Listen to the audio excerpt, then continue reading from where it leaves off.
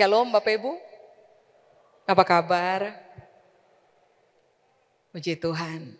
Bapak Ibu kalau sudah siap untuk dengarkan firman, mari saya ajak Bapak dan Ibu untuk buka bersama dengan saya dalam kitab Ibrani. Ibrani pasal yang keempat. Saya akan baca ayat 14 sampai dengan ayat 16 Bapak Ibu. Ayat-ayat klasik, tapi mari kita lihat dulu apa yang Alkitab berupaya untuk ajarkan kepada kita. Ibrani pasal 4 ayat 14 sampai dengan ayat 16. Kalau saudara sudah dapat saya akan baca. Alkitab bilang ini Bapak Ibu, Ibrani 4 ayat 14. Karena kita sekarang mempunyai imam besar agung yang telah melintasi semua langit, yaitu Yesus, anak Allah. Baiklah kita teguh berpegang pada pengakuan iman kita. Sebab imam besar yang kita punya bukanlah imam besar yang tidak dapat turut merasakan kelemahan-kelemahan kita. Sebaliknya sama dengan kita. Ia telah dicobai, hanya tidak berbuat dosa.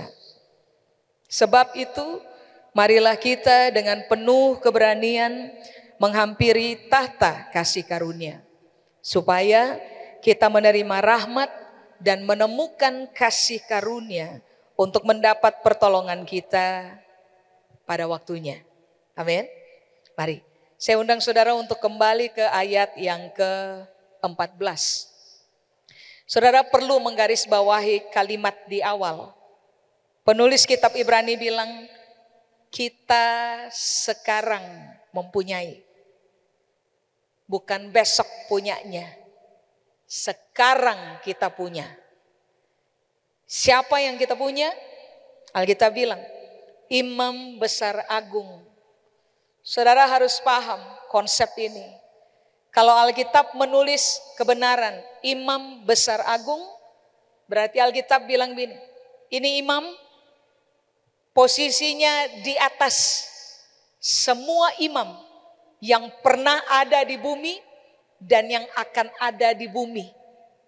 Nah menariknya Alkitab bilang, dia yang ini sekarang kita punya. Berarti saudara harus memahami, saudara dan saya bukan orang yang berkekurangan. Kita adalah orang yang berkelebihan. Kita adalah orang yang kalau boleh saya sebut dengan istilah ini Pak, Ibu, kita orang kaya. Kekayaan kita adalah kita sekarang memiliki imam besar agung yang mengatasi seluruh imam yang pernah ada di bumi, sekarang dan sampai di masa depan, dia tetap ada pada posisi paling tinggi. Dan Alkitab bilang, yang tinggi itu kita miliki sekarang. Amin.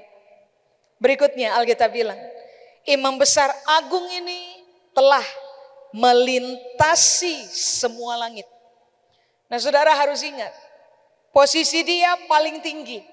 Dia kita punya sekarang.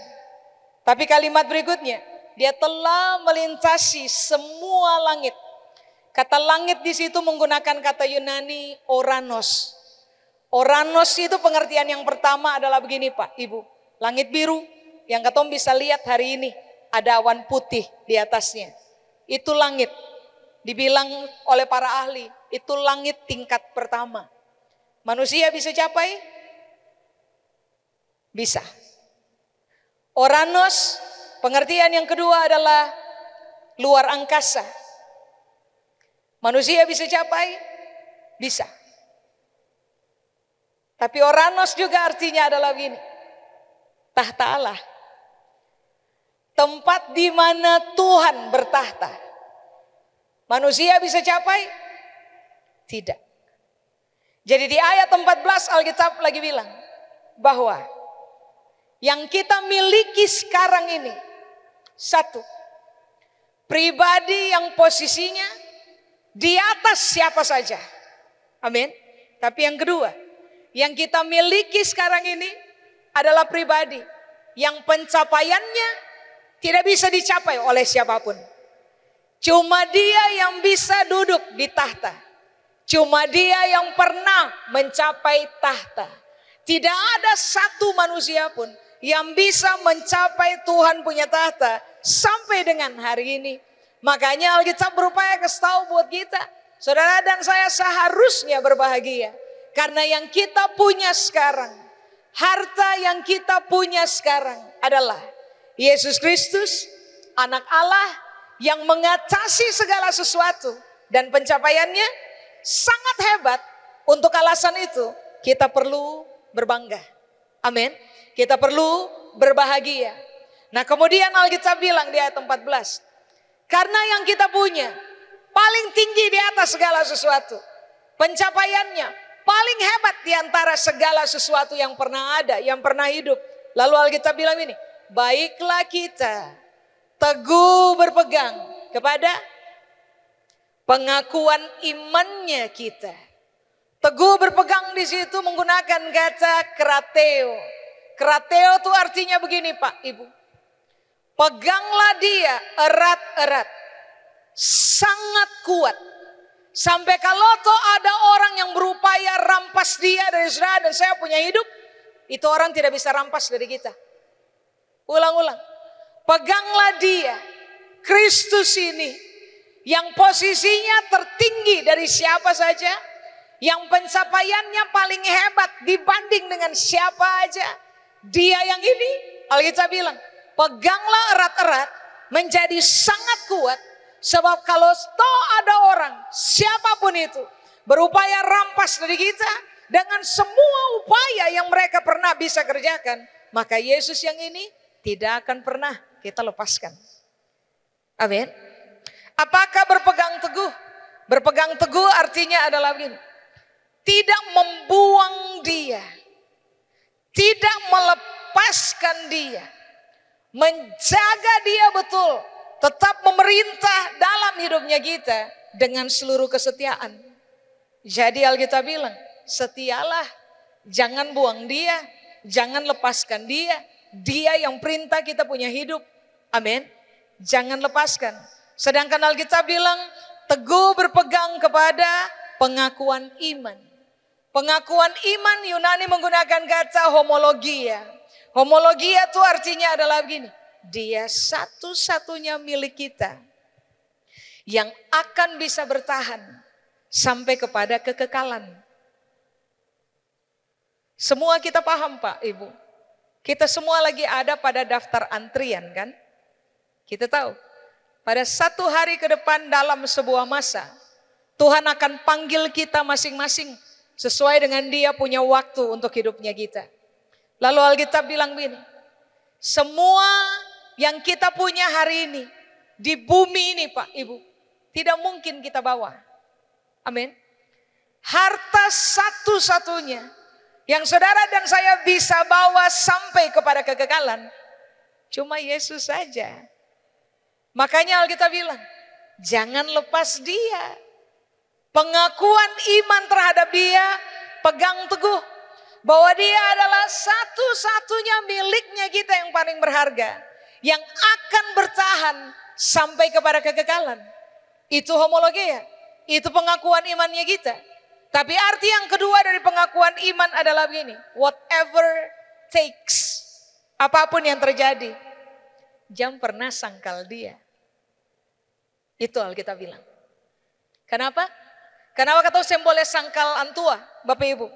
Tidak boleh sangkal Tuhan. Sebab dari awal Alkitab sudah bilang. Dia posisi paling tinggi. Dia pencapaian paling hebat. Jadi dengarkan baik-baik. Dia harta terbaik yang pernah ketong punya. Akan bertahan sampai kepada kekekalan. Dia milik. Ketompu milik. Jadi Alkitab bilang. Apapun yang terjadi di depan. Mau ketompu kepala mau hilang kah? Ketompu tangan mau putus kah? Ketompu nyawa mau hilang kah? Apapun yang terjadi, jangan lepaskan dia. Amin. Saudara dan saya lepaskan dia. Katong kehilangan harta terbaik sepanjang zaman. Katong lepaskan dia. Katong kehilangan kekekalan yang dia sudah janjikan untuk katong nikmati dalam kehidupan bersama. Jadi penulis kitab Ibrani bilang begini, apapun yang terjadi, jangan lepaskan dia.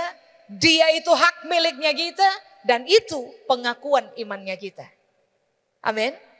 Nah, sekarang pertanyaannya, kenapa ayat 14 harus ditulis? Fakta tentang siapa Kristus. Apa yang harus kita buat berkaitan dengan fakta Kristus? Jangan dilepas, dia hak milik. Apapun yang terjadi, pegang dia erat-erat. Jangan pernah sangkal dia dari dalam ketumpung hidup. Karena ternyata ada alasan yang lain. Coba saudara lihat dengan saya di ayat 15. Yesus Kristus, anak Allah, imam besar agung ini, Alkitab bilang, sebab imam besar agung yang kita punya, bukanlah imam besar yang tidak dapat turut merasakan kelemahan-kelemahan kita.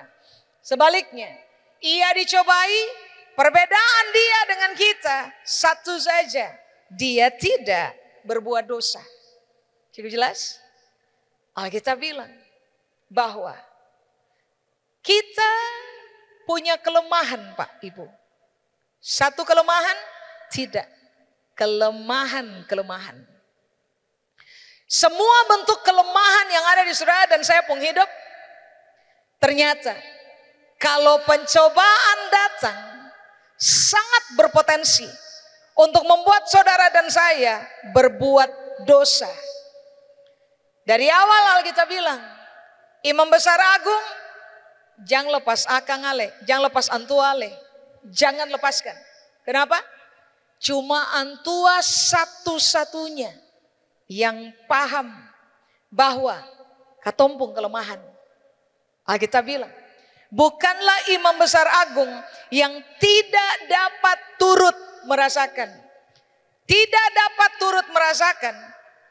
Kata yang dipakai adalah kata ini, simpateo.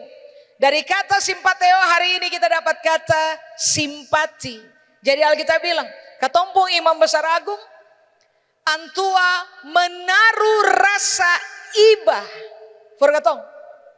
Antua punya belas kasihan. Forgatong. Kenapa? Karena antua tahu, katong punya kelemahan-kelemahan. Yang kalau sampai pencobaan datang, katong berpotensi, Pak, Ibu, semua katong berpotensi untuk berbuat dosa. Dan Tuhan paham itu. Makanya dia berbelas kasihan berkatong, dia taruh rasa iba berkatong. Mari katong pelajari dulu. Apakah yang dimaksud dengan kata dosa? Dosa di situ Alkitab pakai kata hamartia.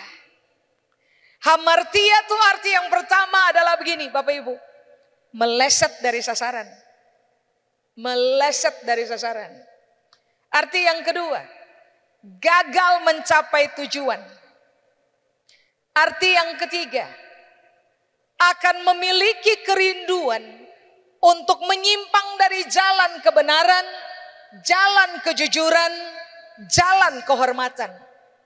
Arti yang keempat, saudara dan saya akan menjadi pemberontak-pemberontak, kepala batu, sombong, tidak mau dengar didikan, tidak mau dengar nasihat, sehingga pada akhirnya katong lawan Tuhan.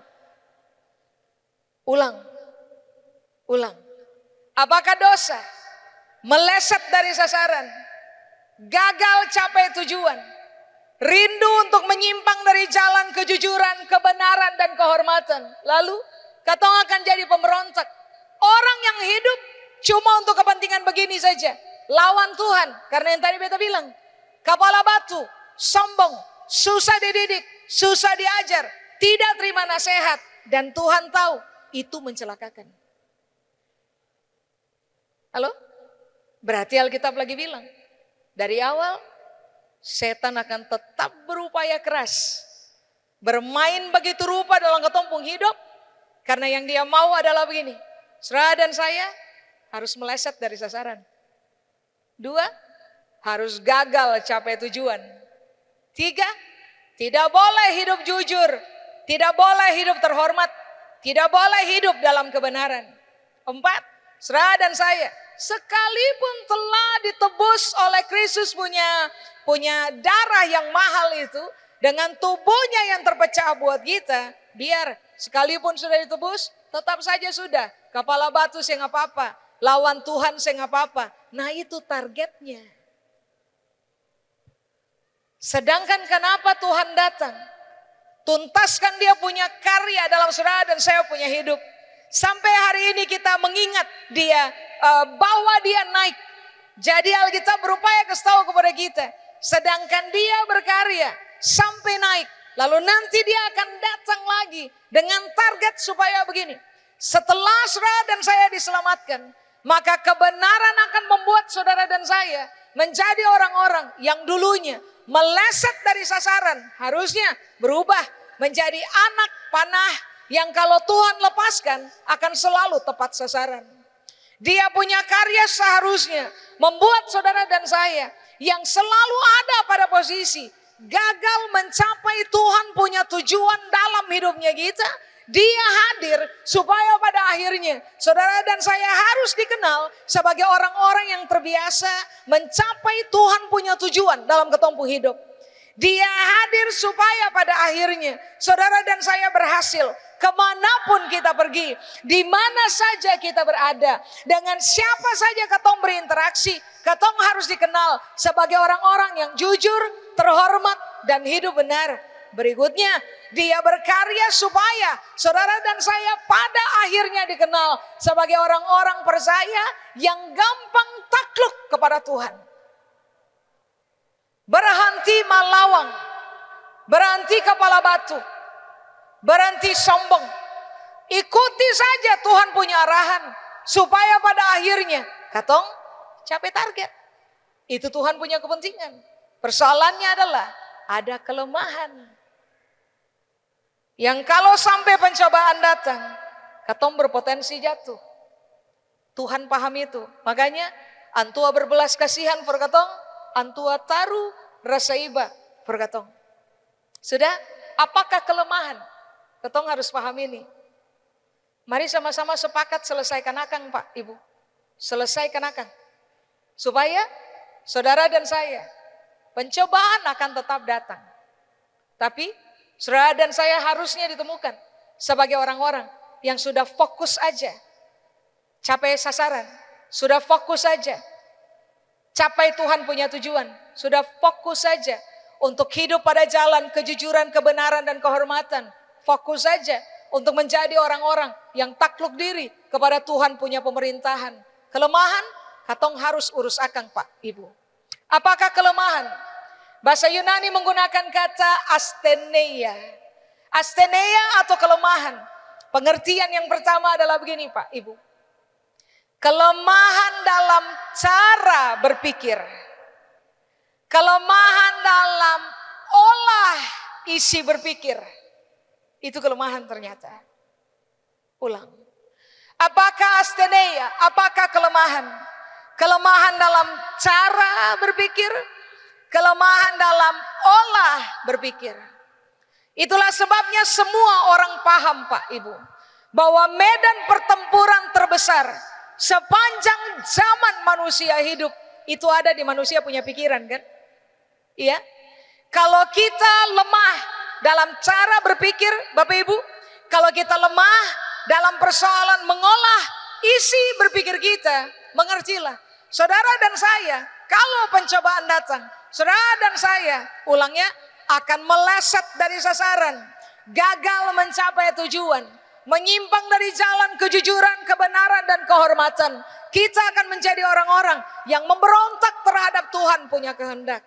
Coba lihat, apa bukti kita masih memiliki apa yang disebut dengan lemahnya cara berpikir, lemahnya cara mengelola isi berpikir sederhana. Waktu saudara dan saya terbiasa, isi berpikirnya kita terbiasa, tidak didrive oleh kebenaran. Sehingga kita tidak terbiasa berpegang pada prinsip benar, pada nilai benar. Sebaliknya, orang-orang dengan kelemahan cara berpikir biasanya adalah orang-orang yang suka bermain dalam permainan yang disebut dengan permainan asumsi. Penyakit kira-kira. Itu kelemahan. Saudara dan saya harus mulai uji bagaimana kita menimbang segala sesuatu. Kita harus mulai terbiasa latih diri kita. Uji Apakah yang kita pikirkan hari ini, yang sedang berkembang dalam kita punya cara berpikir hari ini adalah prinsip benar, adalah nilai benar, atau jangan-jangan kita sedang membiarkan asumsi sangat menguasai kita punya cara berpikir, sehingga pada akhirnya what you think is what you act. Apa yang paling banyak saudara dan saya renungkan, begitulah kita punya kelakuan. Kalau saudara dan saya terbiasa didrive oleh asumsi dalam cara berpikir, lihat saja cara kita berkelakuan akan dimotori oleh penilaian asumtif, dan itu mencelakakan. Cukup jelas? Apa bukti atau apa contoh saudara dan saya sedang mengalami kelemahan dalam cara berpikir atau kelemahan dalam olah berpikir? Sederhana. Waktu kita subjektif, tidak berdiri di tengah, tidak objektif. Ketika kita berat sebelah, ekstrim. Kalau enggak ke kiri, pasti ke kanan. Tahukah saudara bahwa Tuhan adalah pribadi yang sangat jago dalam persoalan objektivitas berpikir. Tuhan adalah pribadi yang menimbang segala sesuatu di dalam keseimbangan. Dia tidak pernah membiarkan dirinya didrive oleh asumsi. Dia tidak pernah ada pada posisi berat sebelah. Dia selalu bermain di tengah dengan kekuatan objektivitas. Nah, Alkitab bilang bahwa ternyata kelemahan berpikir bukan sekedar menjebak orang dalam permainan asumsi, tapi kelemahan berpikir membuat orang terjebak kepada subjektivitas berpikir, sehingga respon yang kemudian kita keluarkan, reaksi yang kemudian kita keluarkan pasti salah.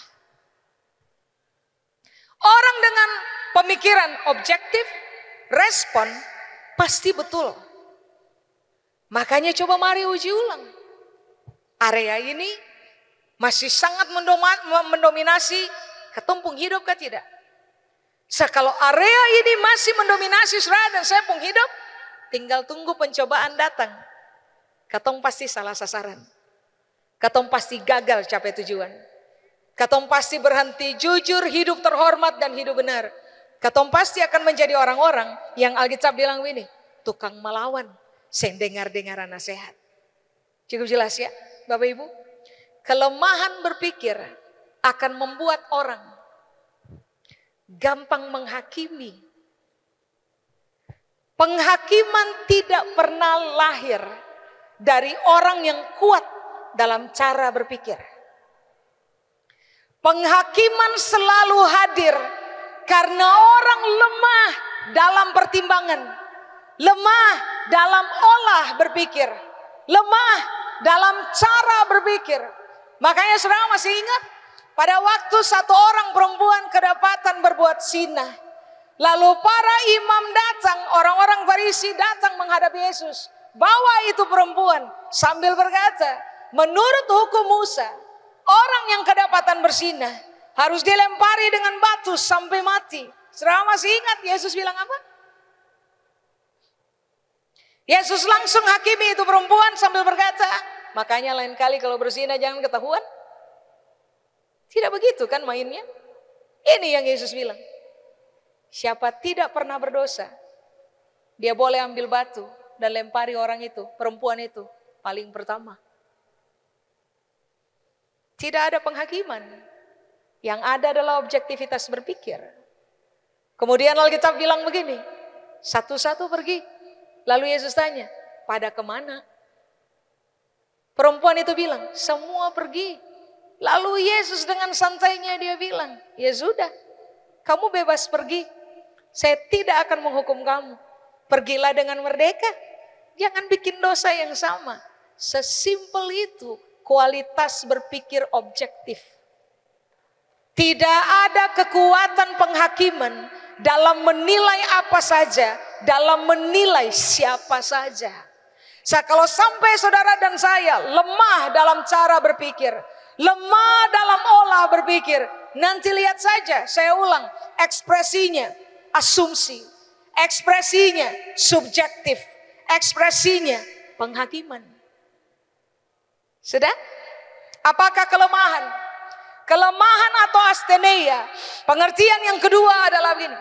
Penyakit moral, penyakit mental, penyakit fisik dengan lemah berpikir. Coba. Makanya coba saudara perhatikan. Semua orang yang sakit moral tidak pernah capai tujuan. Selalu meleset dari sasaran. Selalu memberontak terhadap kebenaran. Tidak pernah berjalan pada jalan kejujuran, kehormatan, dan kebenaran. Semua orang yang sakit mental, perhatikan saja, meleset dari sasaran, gagal mencapai tujuan, menjadi pemberontak-pemberontak, sukar untuk berjalan pada jalan kejujuran, kehormatan, dan kebenaran. Lihat aja, orang-orang yang sakit fisik tapi memiliki cara berpikir yang lemah. Lihat aja, mereka kan selalu lebih banyak menyalahkan Tuhan, mencurigai Tuhan, marah kepada Tuhan, ngambek aja, ngancam Tuhan, kecewa kepada Tuhan, berpikir yang salah, paling fatal meninggalkan Tuhan. Nah, Alkitab bilang orang-orang yang sakit fisik dengan kelemahan cara berpikir, mereka tidak akan pernah mencapai sasaran, mencapai tujuan, berontak aja. Dan Alkitab bilang tidak teruji dalam kualitas kejujuran, kebenaran, dan kehormatan. Itu kelemahan. Sudah? Apakah kelemahan? Kelemahan itu artinya begini Pak, Ibu. Menarik sekali. Rapuh di dalam. Rapuh. Manusia itu fragile. Makanya ada istilah senggol bacok. Coba perhatikan. Katong gampang tersinggung. Katong gampang marah untuk hal-hal yang tidak masuk akal. Katong gampang sekali tersinggung untuk hal-hal yang tidak masuk akal. Hal-hal sepele yang bisa diselesaikan dalam komunikasi, dalam relasi, harusnya bisa diselesaikan. Rapuh di dalam membuat katong gampang tersinggung, gampang marah, gampang menyerah, gampang lari dari masalah, gampang begini, berhenti di tengah jalan. Itu yang membuat orang tidak pernah mencapai target, meleset dari sasaran, gagal mencapai tujuan, tidak teruji dalam perjalanan kejujuran, kehormatan, dan kebenaran. Orang menjadi pemberontak-pemberontak. Karena apa coba? Rapuh. Tidak ada orang rapuh yang tahan banting Pak, Ibu. Tidak ada. Dan itu rupa-rupanya Alkitab bilang, itu kelemahan. Saudara dan saya harus memahami fakta ini. Bahwa memang kita rapuh di dalam. Kita butuh pertolongan. Supaya pada akhirnya saudara dan saya jangan rapuh. Tetapi pada akhirnya saudara dan saya menjadi orang-orang yang kuat di dalam. Sehingga kita tidak gampang menyerah. Kita tidak lari dari masalah.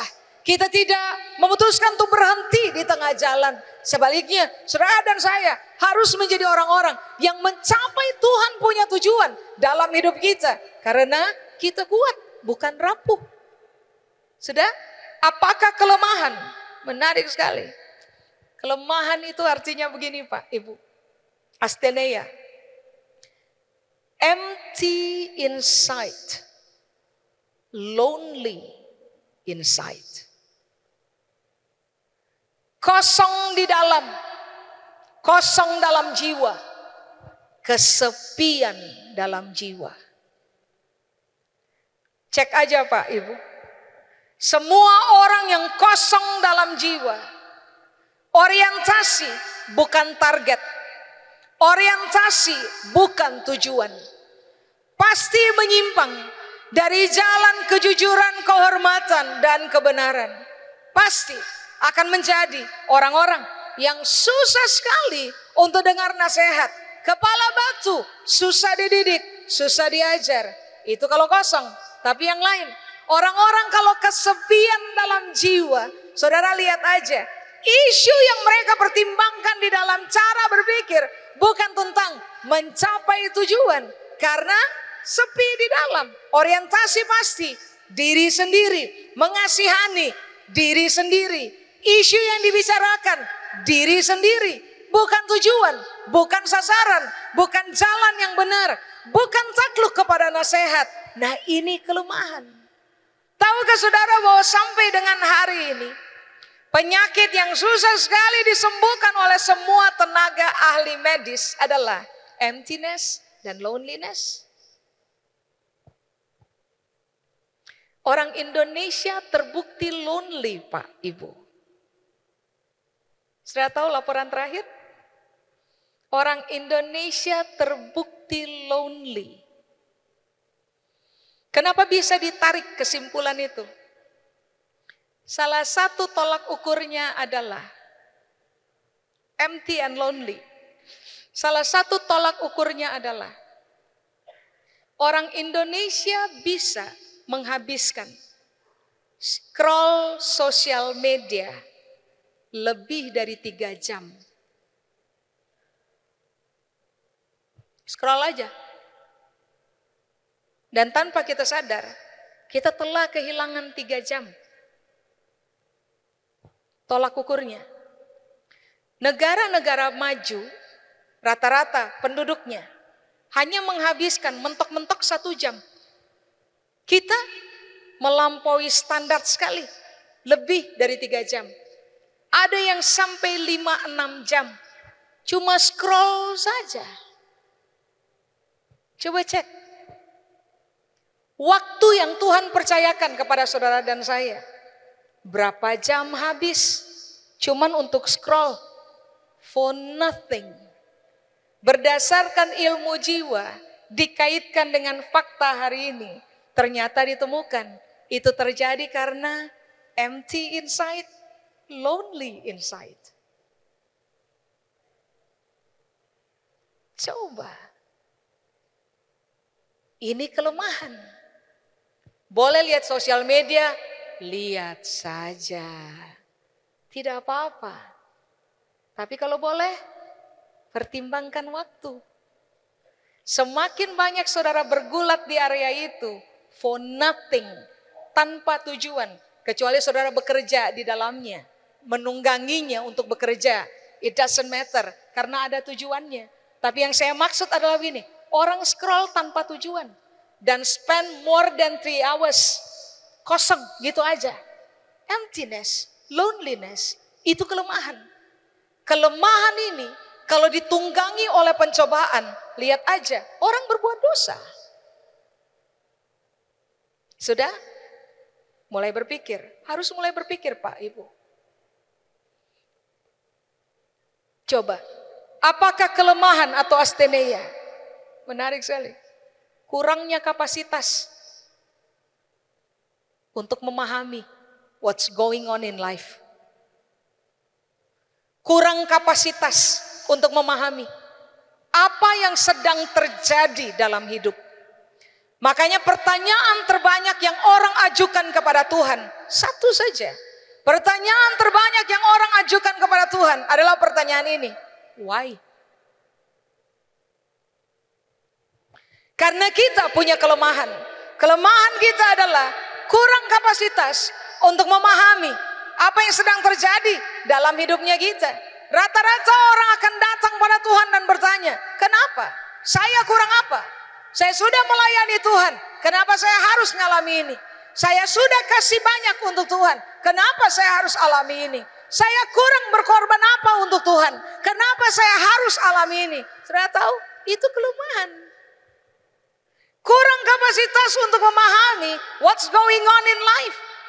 Makanya apa yang kemudian harus saudara dan saya ganti, budayanya adalah begini. Berhenti bertanya why. Sebab kita tahu, Pengkhotbah pasal 3 ayat 1 Alkitab bilang, for everything there is a season and a time to every purpose under the heaven. Untuk segala sesuatu ada musimnya. Dan apapun yang terjadi di bawah langit ada tujuannya.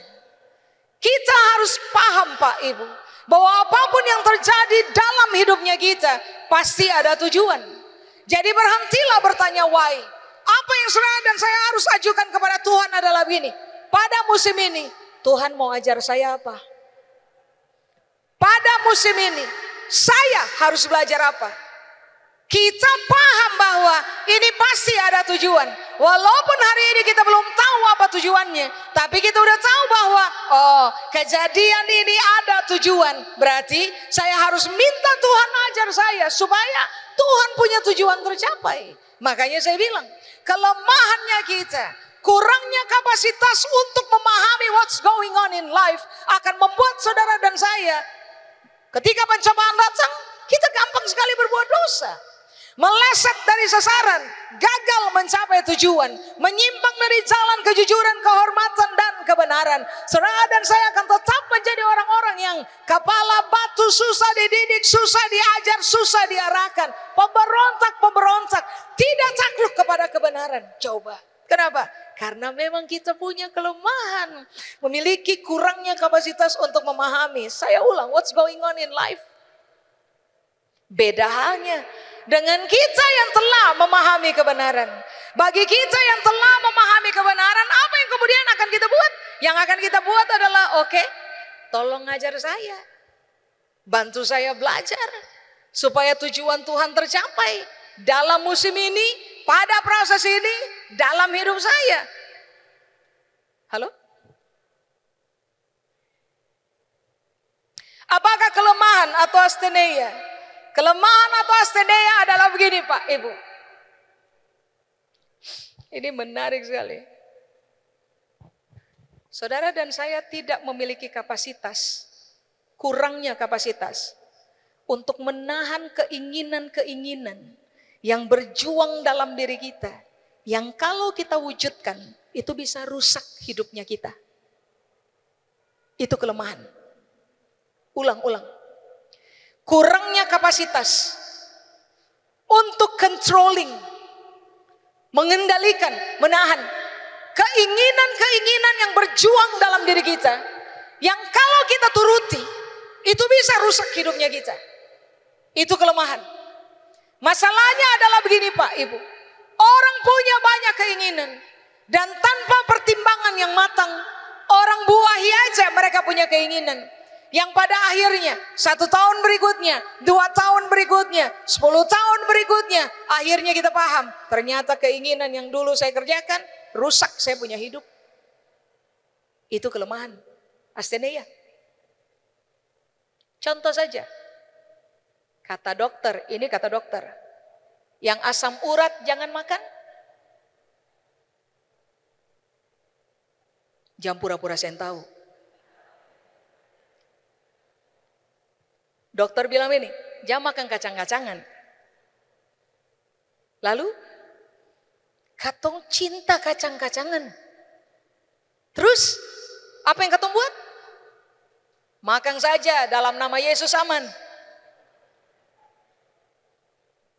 Yang akhirnya katong tahu bahwa, mainkan saja. Sebentar lagi, seret kaki.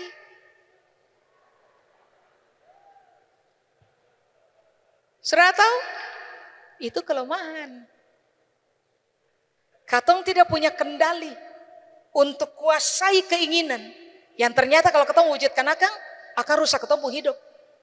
Nah, kelemahan ini pencobaan datang tunggangi. Target meleset dari sasaran, gagal mencapai tujuan, apalagi memberontak kepada Tuhan, apalagi menyimpang dari jalan kejujuran, kehormatan, dan kebenaran. Coba. Waktu saya tinggal 10 menit ya. Padahal ini baru pembukaan. Iya Nyong. Sudah? Terakhir. Sudah pas 10 menit tuh. Terakhir juga. Asteneia. Asteneia pengertian yang terakhir adalah begini. Kurangnya kapasitas untuk pikul beban. Untuk hadapi masalah besar. Kurang kapasitas. Itu kelemahan. Makanya ada orang yang gampang menyerah di tengah jalan. Gampang lari. Gampang putus asa. Terburuk. Berpikir. Mengakhiri kehidupan. Itu tuh karena itu. Itu kelemahan. Itu kurangnya kapasitas dalam diri kita. Untuk pikul beban. Menanggung masalah. berhadapan dengan situasi-situasi rumit hidup, dan itu kelemahan. Pencobaan datang, target kita, saudara dan saya harus aja berbuat dosa. Itu targetnya. Coba. 1000 tahun yang lalu Pak Ibu, 1000 tahun yang lalu, waktu saya punya umur around 16-17 tahun, udah lama banget. Saya ada baca satu buku. Saya masih hafal beberapa statement di dalamnya. Judul bukunya Without Walls, tulisannya Randy White. Dalam buku itu ada satu statement, yang saya menghafalnya sampai hari ini. Bunyi statementnya adalah ini. The only person who can stop you from becoming what God intends you to become is you. Satu-satunya orang yang bisa menghalangi kamu untuk menjadi seperti yang Tuhan mau kamu jadi, cuma kamu. Cuma kita.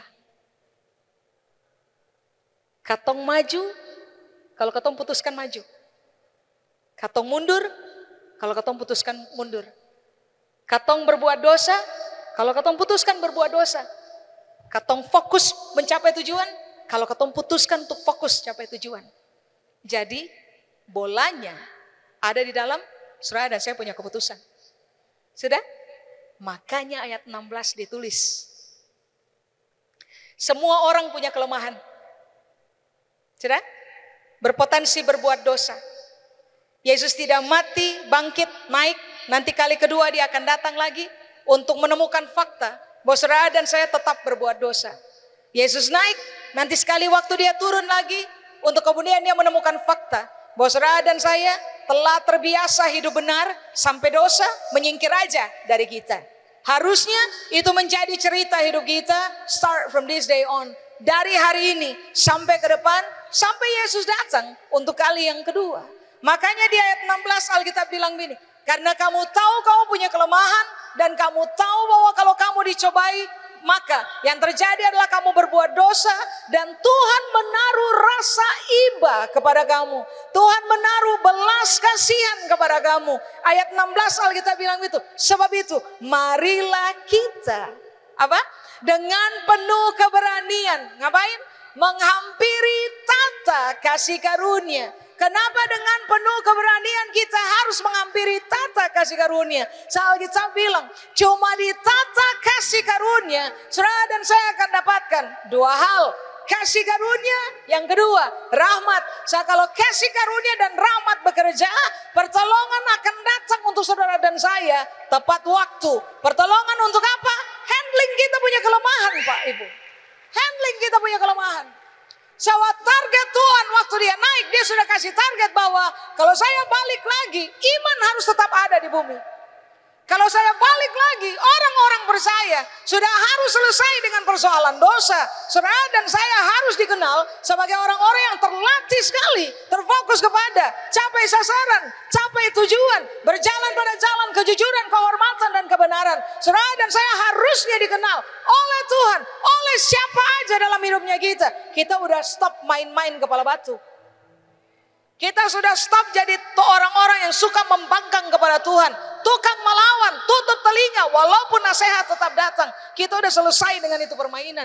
Harusnya kalau Tuhan Yesus datang, yang dia temukan adalah saudara dan saya sudah merdeka di area itu toh. Halo? Sekarang Alkitab bilang, marilah kita dengan penuh keberanian menghampiri. Yang menghampiri siapa? Kita. Penipuan yang setan kerjakan dalam ketumpung cara berpikir Pak Ibu. Dosa terlalu banyak. Terlalu berat. Tuhan saya mungkin terima alih. Ale datang pun Tuhan saya mungkin lihat alih. Sudah daripada Tuhan saya lihat tuh, lebih baik saya usah datang sama sekali. Tahu enggak? Penipuan. Alkitab ajar beda. Justru karena katong tahu katong pun kelemahan banyak. Justru karena katong tahu katong berpotensi salah sasaran. Meleset dari tujuan. Meleset dari jalan. jadi pemberontak tiap hari kepada Tuhan. Justru karena katong tahu katong punya masalah, Alkitab bilang begini, ya sudah, marilah katong semua, saudara dan juga saya, marilah kita dengan penuh keberanian menghampiri tata kasih karunia. Dengan penuh keberanian, di situ bahasa Yunani menggunakan kata meta. Meta, penuh keberanian, meta. Meta itu artinya begini Pak Ibu. Jadilah berani seperti Esther. Itu meta. Penuh keberanian. Artinya, jadilah berani seperti Esther. Saudara masih ingat pada zaman Esther hidup, Haman berikhtiar membinasakan semua orang Yahudi di seluruh wilayah kerajaan. Ikhtiar ini didengar oleh Mordekai. Waktu itu Esther sudah jadi permaisuri, sudah tinggal di istana. Mordekai kasih tahu buat Esther, jangan saya pikir, karena saya sudah tinggal di istana, lalu saya bebas dari rancangan ini. Lalu Esther bilang begini, ya sudah, maklumkan kepada semua orang Yahudi, ketemu puasa sama-sama. Setelah itu, beta akan menghadap raja. Sudah tahu toh, bahwa pada zaman itu, tidak boleh ada orang yang menghadap raja kalau raja yang panggil. Kalau ada orang datang tiba-tiba menghadap raja, siapapun orangnya termasuk permaisuri. Kalau raja yang panggil, lalu tiba-tiba muncul di depan raja, hukuman cuma satu, mati. Jadi hari itu sebenarnya Esther lagi ada pada posisi begini, to be or not to be. Saya menghadap mati, lebih baik menghadap saja. Itu. Jadi waktu Alkitab bilang, dengan penuh keberanian, milikilah keberanian seperti Esther, to be or not to be. Ini kelemahan harus diselesaikan. Sebab Yesus akan datang untuk kali yang kedua. Ini kelemahan harus diselesaikan. Supaya jangan dosa berkuasa atas ketumpung hidup. Harus kebenaran yang berkuasa atas ketumpung hidup. Jadi ini yang Alkitab bilang, penuhlah keberanian seperti Esther, to be or not to be. Alkitab catat dengan details. Waktu Esther datang menghadap raja, raja ulur tongkat. Tongkat yang diulur adalah lambang kasih karunia. Sehingga Esther tidak mati, Yahudi selamat. Makanya Alkitab bilang, su tahu toh, punya kelemahan, jangan lari dari Tuhan. Putuskan jadi Esther, datang dengan berani. Angkat kepala, kasih tahu per Tuhan. Tuhan bilang Tuhan iba for beta. Tuhan taruh belas kasihan for beta. Tuhan tahu beta punya kelemahan banyak. Pencobaan datang berkali-kali. Beta rusak beta pun hidup sendiri. Beta salah sasaran, gagal capai tujuan, menyimpang dari Tuhan punya jalan. Kepala batu, susah dididik, susah diajar, sentakku Tuhan. Itu beta pun kelemahan. Beta datang kepada Tuhan. Harusnya begitu. Bukan lari. Kenapa? Karena waktu saudara dan saya menghampiri tata kasih karunia dengan meta, dengan keberanian yang Esther punya, Alkitab bilang, satu, kita katong dapat kasih karunia. Nyong beta boleh minta waktu kira-kira 5 menit lagi? Boleh? Oke. Kalau nyong bilang boleh, aman. Kalau nyong bilang saya boleh, katong selesai. Apakah kasih karunia? Menarik sekali, Bapak Ibu harus paham ini.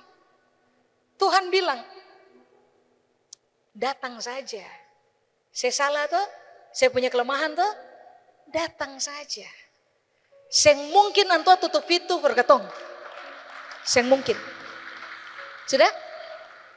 Lalu antua bilang ini, kalau saya datang, ini yang terjadi. Saya akan dapat kasih karunia. Karis. Apakah karis? Menarik sekali. Karis adalah pengaruh ilahi dalam cara berpikir kita. Ulang. Pengaruh ilahi dalam cara berpikir kita. Masih ingat? Kelemahan paling pertama adalah lemah dalam cara berpikir. Lemah dalam olah isi berpikir. Orang kalau datang menghampiri Tuhan, Maka hal pertama yang akan Tuhan kerjakan untuk saudara dan saya punya hidup adalah dia akan lepaskan dia punya pengaruh ilahi. Di mana? Di ketong pun cara berpikir. Supaya lemah berpikir dalam ketong akan berubah menjadi kekuatan berpikir. Berhenti menilai segala sesuatu subjektif. Menjadi orang-orang yang tidak bermain lagi dalam persoalan asumsi. Menjadi orang-orang yang selesai dengan permainan penghakiman.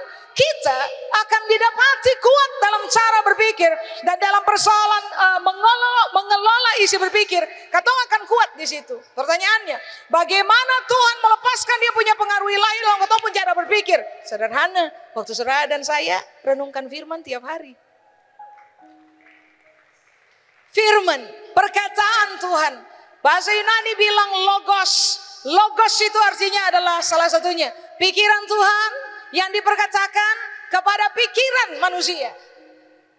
Kelemahan kita, otak salah.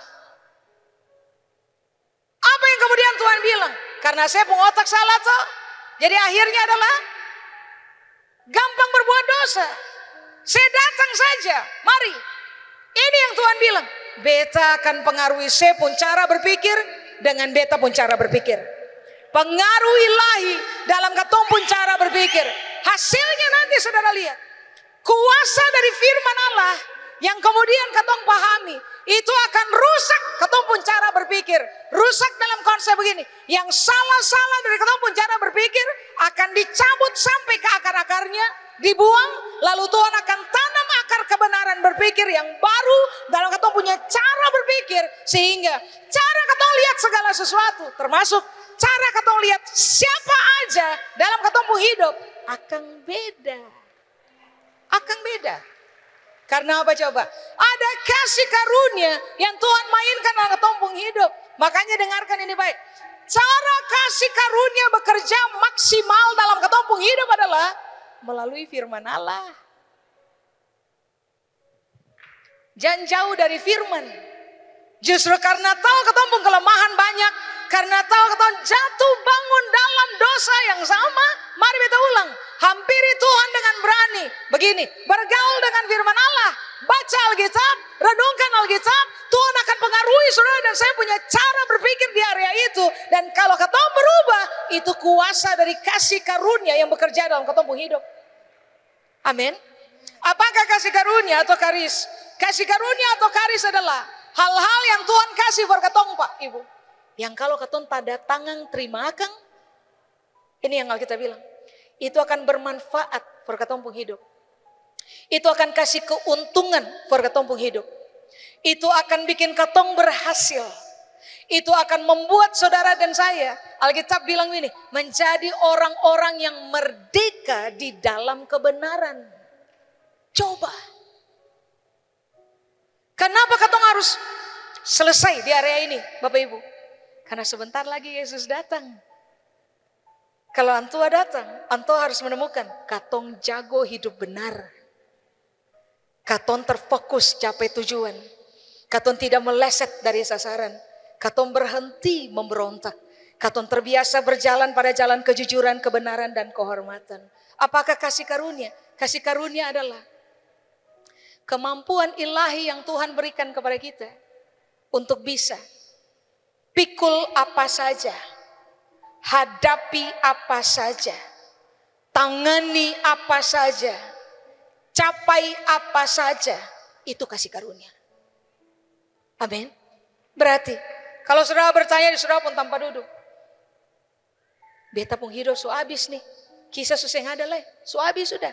Seng, jangan pikir begitu, itu penipuan. Katong pun hidup justru baru mau dimulai hari ini. Kenapa? Tuhan bilang, datang ke beta, beta kasih karunia. Amin. Yang kedua, Tuhan bilang gini, dia kasih rahmat. Dalam bahasa Yunani rahmat menggunakan kata eleos. Eleos itu artinya begini Pak, Ibu. Belas kasihan aktif. Bukan belas kasihan dan rasa iba yang tinggal di dalam. Seng. Akan aktif. Akan terekspresi keluar. Saudara masih ingat dalam kitab Injil? Matius, Markus, Lukas, Yohanes. Waktu Yesus digerakkan oleh Eleos, belas kasihan aktif, apa yang terjadi? Abeta ada tanya nih. Waktu Yesus digerakkan oleh belas kasihan, apa yang terjadi? Buta melihat, tuli mendengar, lumpuh berjalan. Perempuan 12 tahun akan perempuan itu sembuh pendarahan. Siapa aja yang kemudian karena Yesus digerakkan oleh belas kasihan, siapa aja yang sakit sembuh.